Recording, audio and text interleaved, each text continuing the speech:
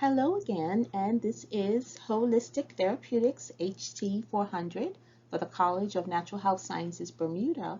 My name is Dr. Delcina Bean Burrows, and this is Lecture 4D, Foot Health Practice, Diseases of the Lower Extremity.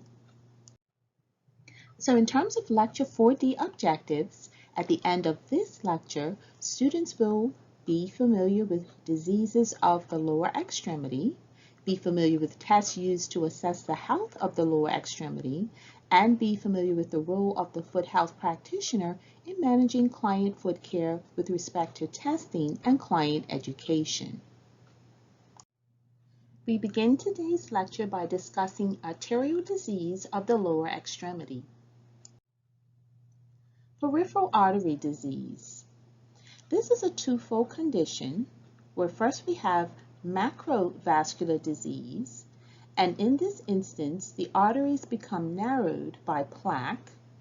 The arterial pulses of the lower extremity cannot be detected, or they are very faint. We also have microvascular disease.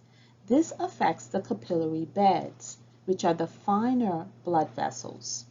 They become damaged from things like smoking, age, drug use, and we are referring to drug use such as the use of steroids, for example.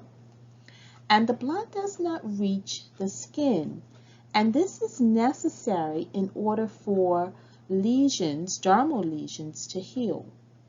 The pulses may be detected even with microvascular disease, but we have to pay attention to the signs to detect whether a referral is warranted.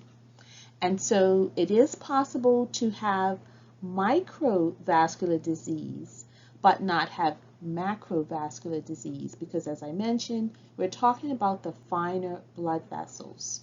And so this is primarily what we are concerned with in terms of foot health practice, because when the capillary beds are destroyed or damaged, then we are really, we really have a bit to be worried about. So we'll talk a little bit later about the signs and symptoms, but we are very concerned about arterial disease of any kind. But microvascular disease is what gives us the most problems in terms of what we'll see in foot health practice. The subjective signs of arterial disease are pain in the calves, thighs, or buttocks. There is pain upon rest.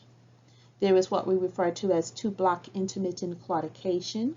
This is when the person says they can walk for about 2 blocks or so before they start to feel pain. There is pain at night, which is relieved by dependency. So when the person puts their feet up or what have you, they don't feel the pain anymore. The feet are cold, and there is thin skin, which is easily injured. One thing I will say about the cold feet is that cold feet in and of itself is not always an indication of arterial disease, especially in the aged, but it is one of the things that's in the literature as being associated with arterial disease. So just know that cold feet can sometimes be an indication of arterial disease, but sometimes it's also indicative of something else. So especially with the, as I mentioned, the older population, they have many other factors that could be a reason as to why they have cold feet. Now, in terms of the objective signs of arterial disease, many times what we'll see is decreased hair on the legs and feet, but this can be a gender and an ethnic specific issue. Some in terms of like gender, men who have like worn socks for a good part of their life, and that part of their feet is always covered or what have you, there tends to be not as much hair growing on that part of their legs. And also certain ethnic groups, they don't have as much hair on their legs as others.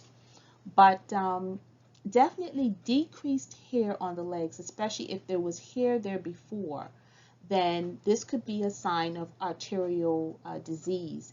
And you can think of it in the terms of, say, for example, groundwater versus surface water.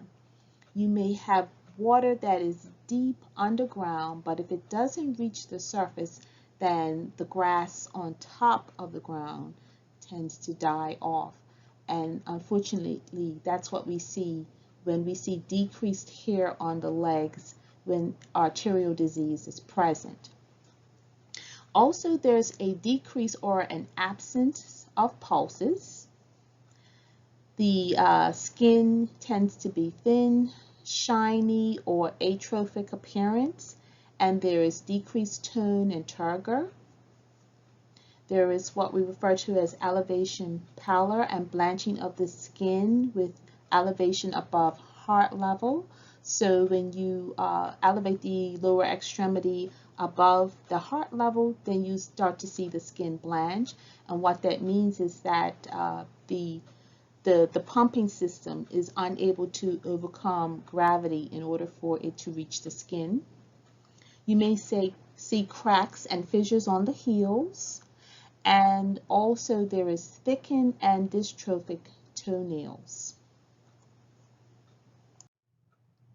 And here we see an illustration of thin dystrophic skin, and it could be, the result of just aging to some degree, depending on how old the person is, but it's definitely an indication of arterial disease because, as we mentioned, the blood is just not getting to the surface of the skin, and therefore we tend to see the skin thinning out. Also, there's dryness and flakiness, and also there are some lesions there which were probably just caused by everyday trauma, things that wouldn't normally show up on the skin if the person experienced the trauma.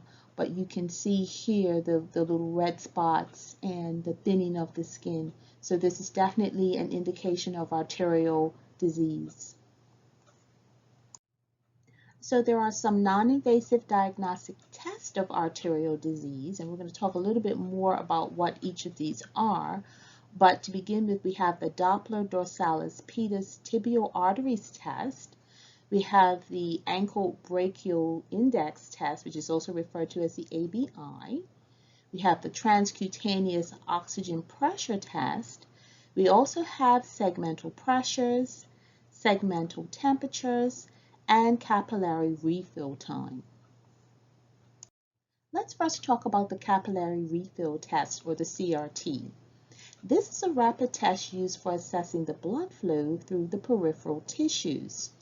It's a quick test performed on the nail beds to monitor the amount of blood flow to the tissues as well as dehydration. So by following these steps, this is the procedure for the test. You first want to make sure that the person isn't wearing any nail polish or any toe rings or finger rings, but we're more concerned about the toe because that's where we'll be performing the test as foot health practitioners. And the therapist then compresses the nail bed until it turns white and records the time taken for the color to return to the nail bed.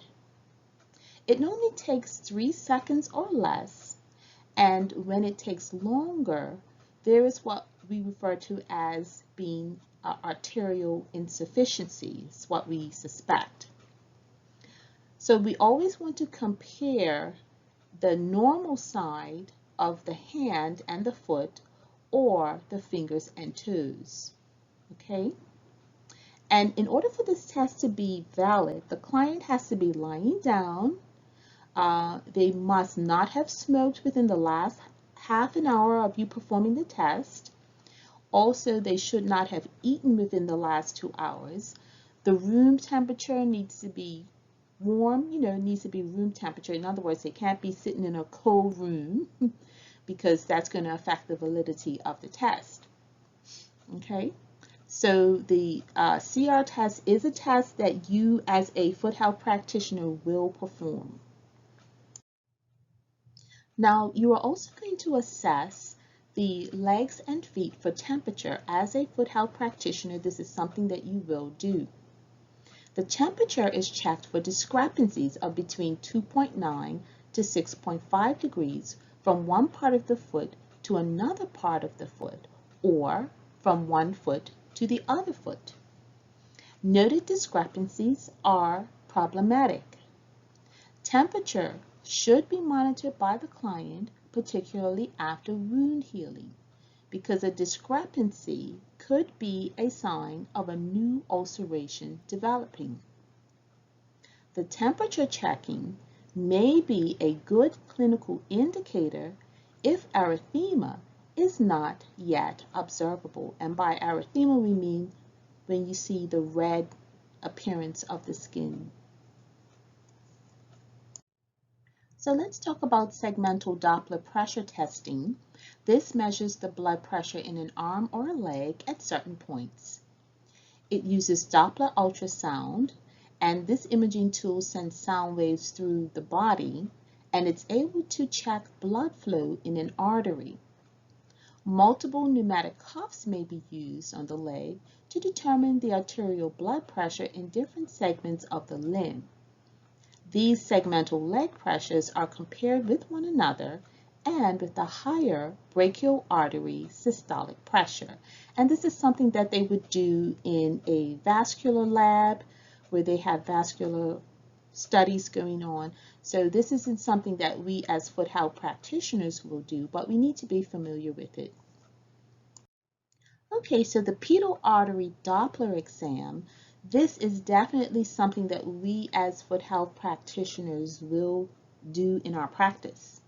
The pedal artery Doppler device is used to check the pulses of the dorsalis pedis and the posterior tibial arteries, and it is more accurate than the regular palpation exam. Foot health practitioners should look to purchase a pedal Doppler as soon as finances allow, as these devices can be quite costly. So when you're first starting out, yes, you will certainly palpate the dorsalis pedis, the posterior tibial arteries, but as time moves on, you'll be expected to get the Doppler, because you want to be able to give your clients the best information possible that's out there, and we are all about prevention. So if we start to see some issues with the person's readings, then we can alert them and make whatever referrals we have to make, and certainly get everybody on the bandwagon in terms of prevention. So let's talk about the waveforms of the Doppler. There is what we refer to as a triphasic waveform. In the normal artery, you will hear 3 sounds, and this is referred to as triphasic. The normal Doppler velocity waveform is made up of 3 components which correspond to different phases of arterial flow. The rapid antegrade flow reaching a peak during systole, and the transient reversal of flow during early diastole, and the slow antegrade flow during late diastole.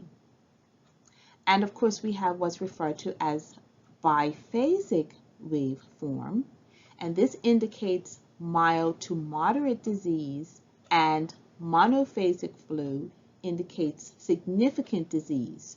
So there are only 2 sounds that are audible and visible of the wavelength of the Doppler. Most seniors tend to be biphasic, and this is due to the decrease of elasticity of their arteries over time.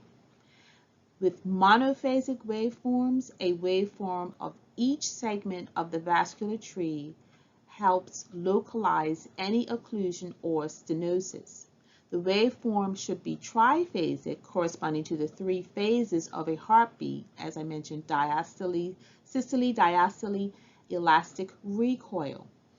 Monophasic flow indicates significant disease. So when you come across a situation where there is monophasic wave flow, that you're picking up your readings with your Doppler, this is an immediate referral. You want to make sure that it is an immediate referral to the GP so that they can get this attended to, because as we said, it will be indicative of significant disease. Let's talk about the ankle brachial index test. This test, or the ABI, as it's referred to in abbreviated form, is a simple test that compares the blood pressure in the upper and lower limbs. Healthcare providers calculate the ABI by dividing the blood pressure in an artery of the ankle by the blood pressure in an artery of the arm, and the result is the ABI.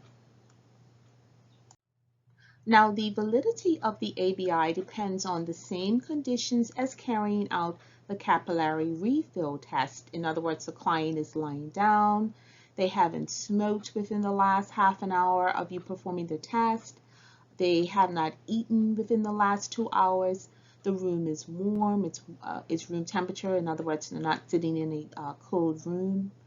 The right size cuff is also to be used. And in terms of clinical reasoning, the ABI may not be the best test to use if significant arterial disease is present. The medial arterial calcinosis and microvascular disease if any of these things are present, this test may not be the best test to be performed.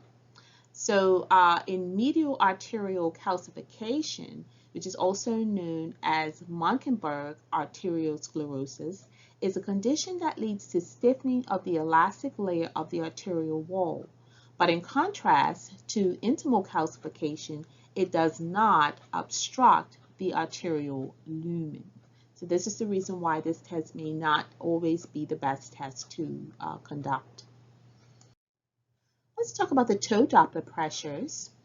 A Doppler device and a sphygmomanometer are used to measure systolic pressure in the arm and the great toe. Toe Dopplers are commonly used in patients with diabetes and peripheral artery disease. A toe brachial pressure index, which is also referred to as the TBPI, is a non-invasive way of determining arterial perfusion in feet and toes. And the TBI may be a more appropriate test to use in place of the ABI. So in terms of a normal TBI, in general, a toe pressure of 70 to 110 milligrams of mercury, or the TBI, which is greater than 0.5 to 0.75, is considered normal, and anything below is diagnostic of peripheral artery disease. A toe pressure lower than 30 milligrams of pressure, or TBI, is 0.2, is considered severely ischemic and diagnostic of critical limb ischemia. A toe systolic pressure greater than 30 milligrams of mercury may be an indicator that there is healing potential in a foot with ulcers. A normal TBI differs from a normal ABI because the normal blood pressure in the big toe, the hallux, is expected to be less than at the ankle or the arm. If the TBI is below 0.65, there is reduced blood flow in the small vessels in the big toe. And here we have the TBI interpretations of the readings. Anything from 0.65 to 0.7 is considered to be normal limbs. And of course, 0.52, we usually see this reading when there is claudication in the limbs. And of course, 0.23, the limbs with ulcers or are ischemic at rest, where you have ischemic rest pain. This is, of course, very, very problematic. Now we're going to take a look at venous disease of the lower extremity. Let's begin with venous insufficiency. Lower extremity venous insufficiency, also referred to as reflux or incompetence, is a condition where the normal one-way return of venous blood back to the heart has been disrupted and blood flow is bidirectional. The subjective signs of venous disease are: there is lower extremity edema. We see venous stasis dermatitis, which is a long-term condition that causes inflammation, ulcers, and itchy skin on the lower legs. We do see itching. We also see pain that is relieved by elevation. So once you elevate the lower extremity above heart level, that allows the venous flow to take place with the aid of gravity, and the pain is usually relieved. And we also see painful varicosities. The objective signs of venous disease, they're pretty much the same as the subjective ones. There is lower extremity edema. We do see venous stasis dermatitis, which is a long-term condition that causes inflammation, ulcers, and itching of the skin on the lower legs. We see dependency rubor, which is relieved by elevation. So you will see that, that redness, but then when you go ahead and you elevate the leg, you will see that the redness tends to go away. You see the hemosiderin discoloration, that's the brown staining that you will see on the skin, which is permanent, by the way. And you see the varicosities. Let's talk about elevation pallor versus dependent rubor. With dependent rubor or erythema, it's stigmata of peripheral arterial disease involving the erythematous discoloration of the limb in dependent positions due to the effect of gravity. The skin will blanch out when it is elevated, and this is due to the blood pooling. But with elevation pallor, this can occur even in the absence of erythema. In other words, it can occur even if there's no redness. Now, in many cases, we will see a combination or a mixed state of disease in the lower extremity, and basic foot care can still be provided, such as nail care and callus care, but we want to make sure that we educate the client on foot hygiene, proper footwear, appropriate socks, all those kinds of things. So we can still provide a basic level of care, but there's going to be a heavy emphasis on client education, and of course, making sure that we make the appropriate referrals to other members on the foot care team as the needs dictate. Let's discuss the differences between pitting edema versus non-pitting edema. In pitting edema, it responds to pressure, be it from a finger or a hand, and if you press on the skin with the finger, it tends to leave an indentation. With non-pitting edema, it does not respond to pressure or cause any sort of indentation. Pitting edema is venous, and non-pitting edema is from lymphedema. In other words, it's the lymph system that is blocked. There is usually some form of congestive heart failure with pitting edema. And of course, with the non-pitting edema, it's usually due to something like hypothyroidism, such as Graves' disease, what we refer to as that pretibial myxedema. Also with pitting edema, we will see signs of cirrhosis, and there may also be nephrotic syndrome. So we want to always make sure that we understand the difference between pitting edema and non-pitting edema. When we see our clients and everything is all swollen on one foot, maybe sometimes both feet are all swollen, and you go to press on it and it doesn't make any indentation at all, you know you're dealing with non-pitted edema. And of course, we see this very well illustrated here, where with the pitting edema, a temporary depression is formed in the skin upon pressure being applied. With non-pitting edema, a depression is not formed at all. And this is an example of pitting edema being caused just by wearing regular socks. Let's talk about stasis dermatitis, which is also referred to as gravitational dermatitis, venous eczema, and venous stasis dermatitis. This happens when there is venous insufficiency or poor circulation in the lower legs. Let's talk about hemosiderin deposits. Hemosiderin, it's a protein compound that stores iron in the tissues, and it can accumulate under the skin. And as a result, you may notice yellow, brown, or black staining or a bruise-like appearance. And these stains most often appear on the lower leg, sometimes covering the space between the knee and the ankle. And the onset is usually slow, but it is preventable early on with compression or support hosiery that is used regularly. And here we see a very unfortunate sight. This is a venous ulcer. This is the end game of venous disease, really, and this is what we as foot health practitioners try very hard to prevent with our education and our foot care and the kinds of things that we will do to help improve circulation in the lower extremity with our clients.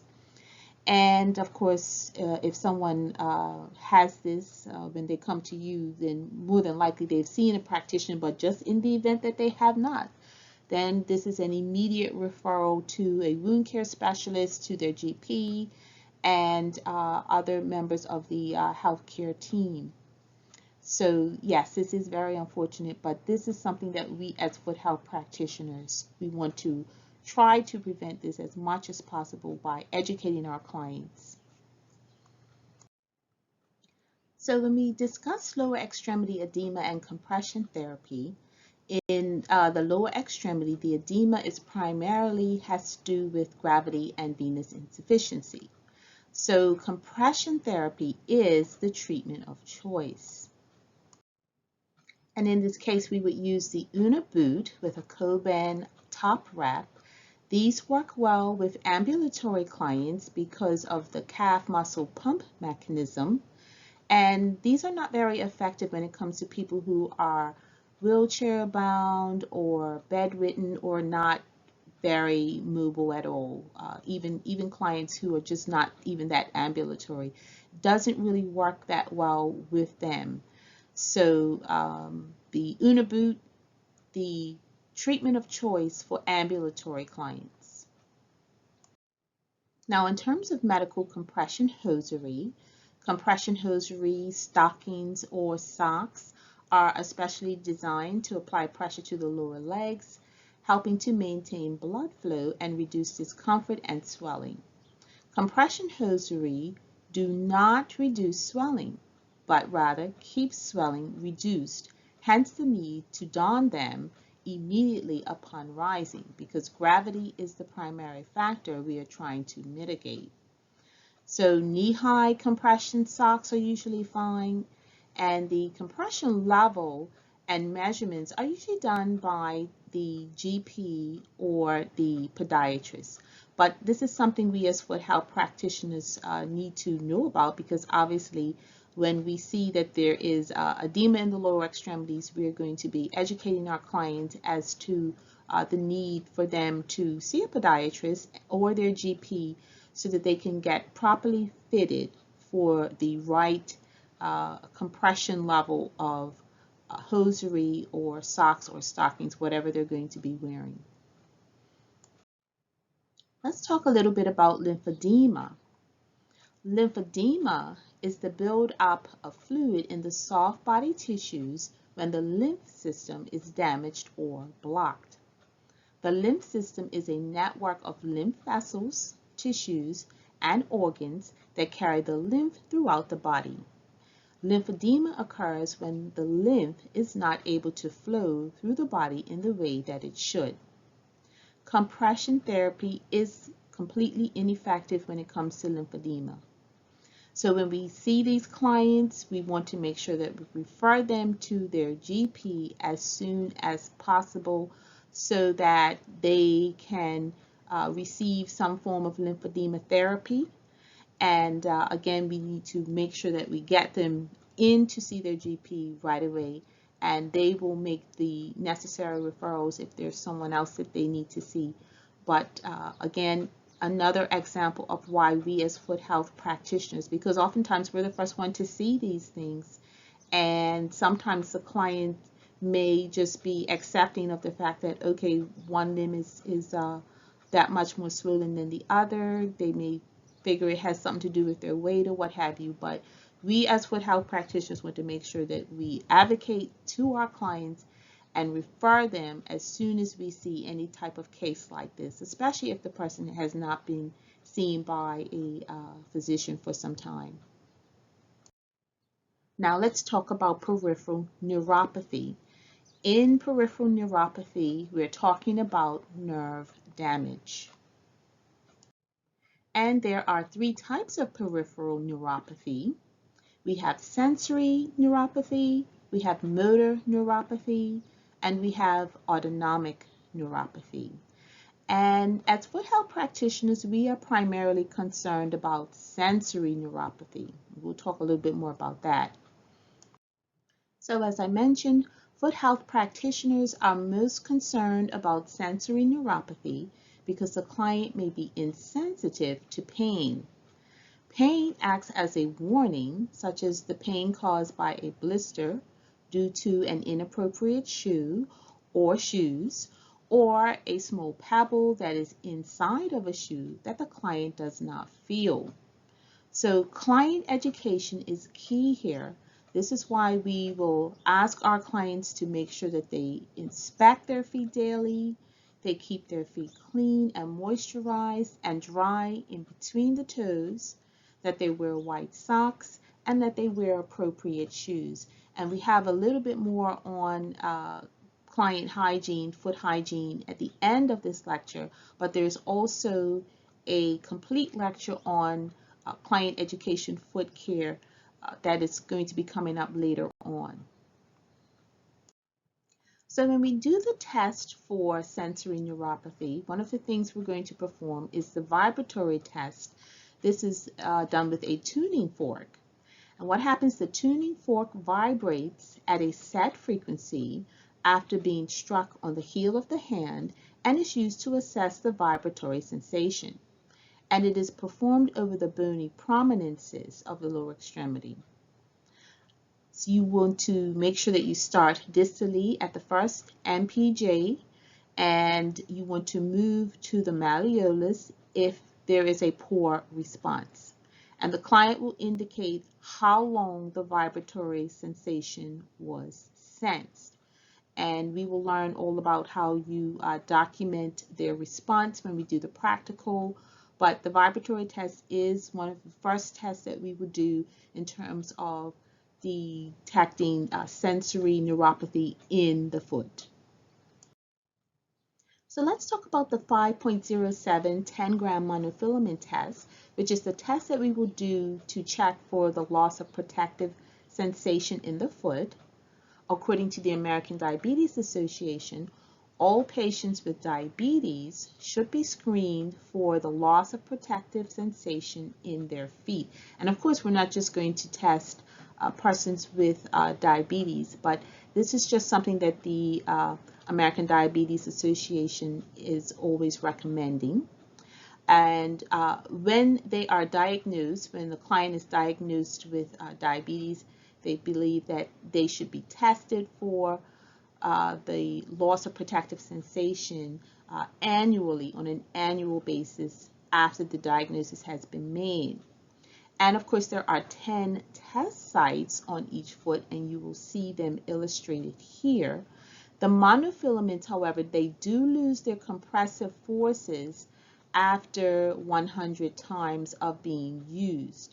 And so when you have one monofilament, you can think of it as only being good for about maybe 10 clients, and then you have to get rid of them and get new ones, so that you're always testing with the same compressive force as much as possible, and for the test in order for it to be valid. And of course, this is something that we will practice in our practical lab. Now, how do you use the monofilament? Well, you want to make sure that you place the monofilament perpendicular to the area until it bends, and then you lift it off and you ask the client, did they feel the sensation? And when we do the practical lab, we will go over how you actually document their response. But essentially, it's perpendicular. You will hold the monofilament perpendicular to the area until it bends, and then you're going to lift it off. And of course, the monofilament will have been something that was in your clinical instrument packet that you received. Let's talk about the proprioception test of the great toe, the hallux. This test measures the position sense of the great toe, and how you carry this one out is you isolate the great toe on the side with the client's vision occluded, or you ask the client to close their eyes, and then you ask the client if the toe is positioned up or down. And some practitioners test the smaller toes as well in relation to the big toe. They will grab all of the other toes, the other 4 toes, and position them away from the big toe and ask the person whether or not they are up or down. But in this case, you really want to test for the sensitivity of the great toe, because that is the most important feeler, if you will, or sensation that goes through the great toe when it comes to things like walking and sensing objects that may be in the shoe or what have you. And you want to know that the person can sense what relation their toe is at any given time. So we will cover the proprioception test when we do our practical. We will practice this, and we will demonstrate it in our practical training class. Now, the deep tendon reflex test, there are 5 primary deep tendon reflexes: the biceps brachioradialis, the triceps, the patella, and the ankle. And each reflex corresponds to a particular root and muscle, and will evaluate the integrity of the root associated with the nerve. And for our purposes as foot health practitioners, obviously we are probably more concerned with the patella and the ankle. And of course, again, this is going to be another one of the things that we practice in our practical training lab. Let's take a look at pressure ulcers that are secondary to neuropathy. And these happen over time. The client is not getting the sensory feedback that will cause him or her to make adjustments in their footwear. And sometimes these can lead to amputations.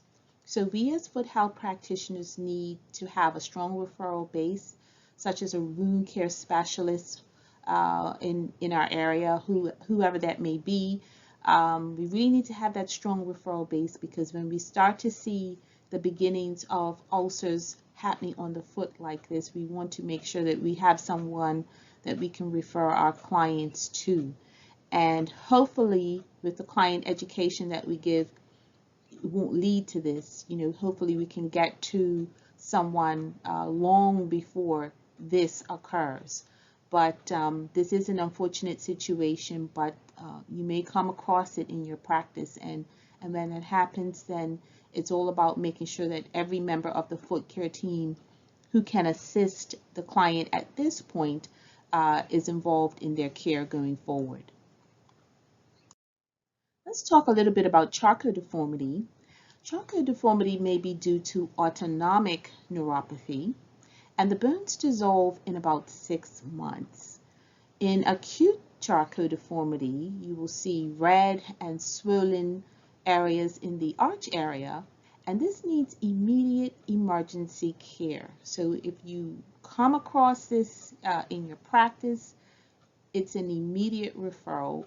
You need to also refer the client to a podorthist who will make sure that the person is properly fitted with a ankle foot orthosis or device to immobilize the area there. And so if we come across this in our practice, know right away that it is an emergency that warrants getting everyone involved in the foot care team involved straight away. And as I mentioned, the treatment of charcot deformity is, especially acute charcot deformity, the arch and the midfoot are immediately immobilized. So when it's acute, meaning we're catching it at the early stage, and we want to make sure that we go ahead and immobilize the area straight away, and that would lead to, once it's immobilized, that will lead to it not becoming that much more severe if it were left untreated. And here are some examples of charcot deformity footwear. As you can see, we have the Una boot there, and we also have a shoe which has the extra padding and support in the mid-arch area that the person will need going forward. Let's talk a little bit about foot hygiene and client education for care of the feet.